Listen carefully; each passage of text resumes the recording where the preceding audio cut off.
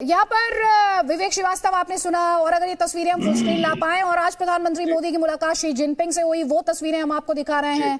हम आपको वो तस्वीरें भी, ये हम आपको स्पष्ट कर दें, डिनर के दौरान प्राइम मिनिस्टर की मुलाकात हुई है शी जिनपिंग के साथ। इसके अलावा ये वो तस्वीर जिस पर इस वक्त बहुत ज्यादा डिस्कशन हो रहा है, बात हो रही है, हर कोई ये जानना चाहता है दोनों ही नेताओं के बीच क्या बात हुई है, ये क्या एक्सचेंज था, क्योंकि दोनों ही लीडर्स के चेहरे पर मुस्कुराहट थी और ऐसा लगा प्राइम मिनिस्टर कुछ समझा रहे हैं शी जिनपिंग को।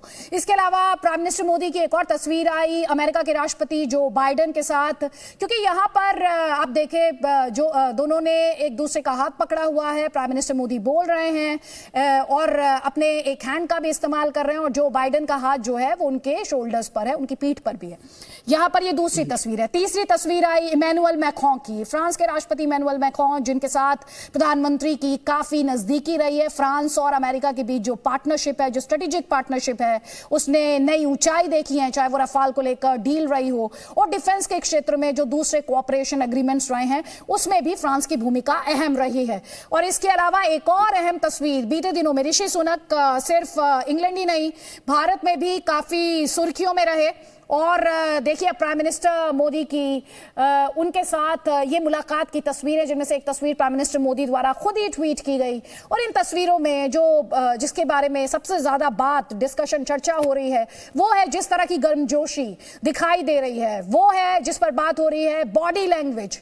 वर्ल्ड लीडर्स की जो बात होती है उनके बीच केमिस्ट्री की बात की जाती है। विवेक श्रीवास्तव, इन तस्वीरों को देखकर आपके मन में जो भी ये कह रहे थे विजय चौथाईवाला जी की, इन तस्वीरों को देखकर आप कह सकते हैं कि इंडिया का जो मुकाम है इंटरनेशनली वो अनप्रेसिडेंटेड है, उसे आप अग्री करते हैं? देखिए, अब मैं आपको बोलना चाहूंगा कि we have had many good prime minister. हमारे पास तो एक कतार रही है अच्छे प्राइम मिनिस्टर्स की। नेहरू जी से शुरू होते हैं जो हमारे फाउंडिंग फादर थे, और जेडीयू के प्रवक्ता राजीव रंजन जी ने बहुत अच्छा बोला कि एक रेटिन्यू रहा है, तो और गलतियां भी होती हैं क्योंकि I mean nobody is perfect in the world.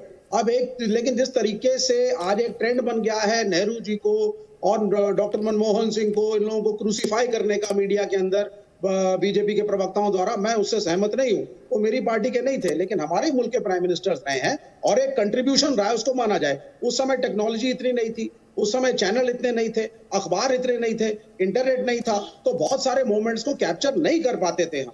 लेकिन ये इसको मानना पड़ेगा, we have had very good prime ministers. अब दूसरी बात है औपचारिक मीटिंग्स को और नमस्कार को अगर हम डिप्लोमेटिक ब्रेक थ्रूज माने तो यह गलत है। इसमें विजय जी की बात से एग्री करता हूं।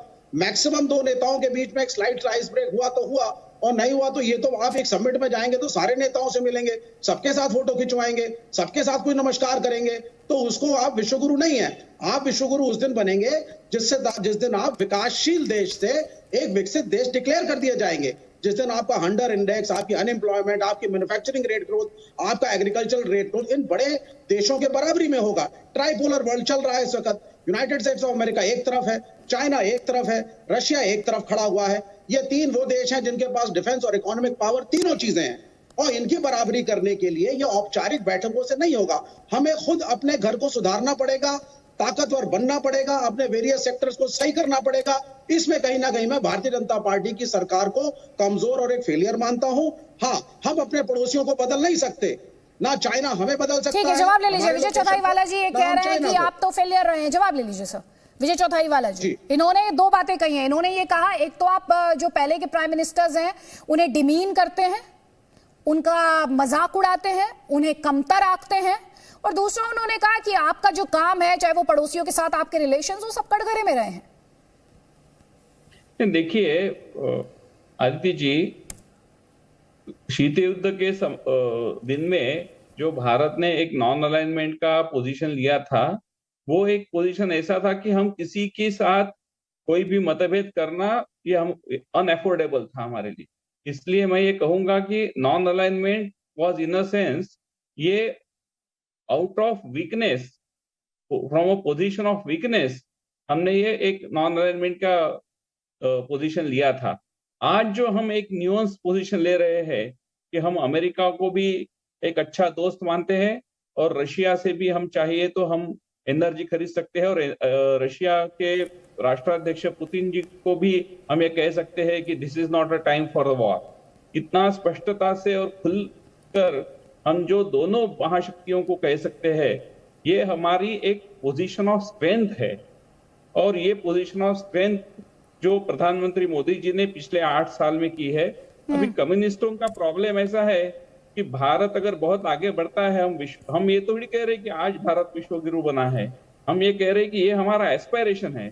अगर हम कम्युनिस्ट देश चाइना और रशिया, अभी तो कम्युनिज्म रहा नहीं, वहां चाइना में ही बचा है और वो भी कैपिटलिस्ट है, परंतु जो भी हम थोड़ा भी चाइना के खिलाफ बोलते हैं तो कम्युनिस्टों के पेट में ज्यादा दर्द होता है, शी जिनपिंग जी के से भी ज्यादा। तो अभी ये तो ठीक है, इस पे जवाब ले लीजिए जल्दी से विवेक श्रीवास्तव, इस पर आपका जवाब। उसके बाद विजय भाई जी, विजय जी, हमको इसी मुल्क में रहना है। यहाँ की कम्युनिस्ट पार्टियां चुनाव लड़ती हैं, हम इस कॉन्स्टिट्यूशन में बिलीव करते हैं, लेकिन हमारा सिर्फ ये मानना है कि एक विकासशील देश जिसमें इतनी समस्याएं हो, उसमें युद्ध एक बहुत बड़ा खर्चा है, ठीक, और युद्ध ना हो, लड़ाइयां ना हो, पड़ोसियों के साथ अच्छे संबंध रहे, ये हमारी इकोनॉमी के लिए बेहतर है। तो आपने 1962 में कौन सा क्या पोजीशन ली थी? आप सुनिए, आपने 1962 में कौन सी पोजीशन ली थी, ये पहले उसका डेफिनेशन बताइए ना। वो 50-60 साल हो गए उस चीज को, आज की बात करिए आप अमेरिका की। हाँ, वही हम निकालेंगे ना, बराबर है, साम्राज्यवादी बात करेंगे ना। साम्राज्यवाद अमेरिका ने और नाटो ने मिल करके यूक्रेन को धक्का दे दिया, और अमेरिका को सर कभी ट्रस्ट नहीं कर सकते। वॉर में आपने चाइना का समर्थन किया था, ये मानिए ना। नहीं, एक सेकंड, आपके एक पॉइंट को और मैं काउंटर करना चाहूंगा। हालांकि मैं पाकिस्तान के साथ वॉर के खिलाफ हूं, लेकिन 1971 के वॉर में जब अमेरिका की 7th फ्लीट इंडियन फोर्सेस को चैलेंज करने के लिए चल पड़ी थी, तो हम लोगों ने उसको टक्कर दी थी, और रशियंस के आह्वान पे हमने रशियन सबमरीन्स को ला करके 7th फ्लीट को वापस भगाया था।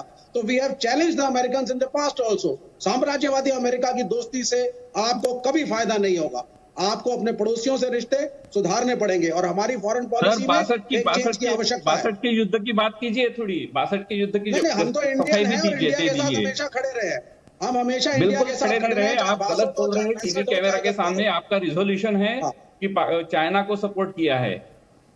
चलिए, मैं इस पॉलिटिकल तू-तू मैं से थोड़ा सा आगे इस डिस्कशन को लेकर जाती हूँ।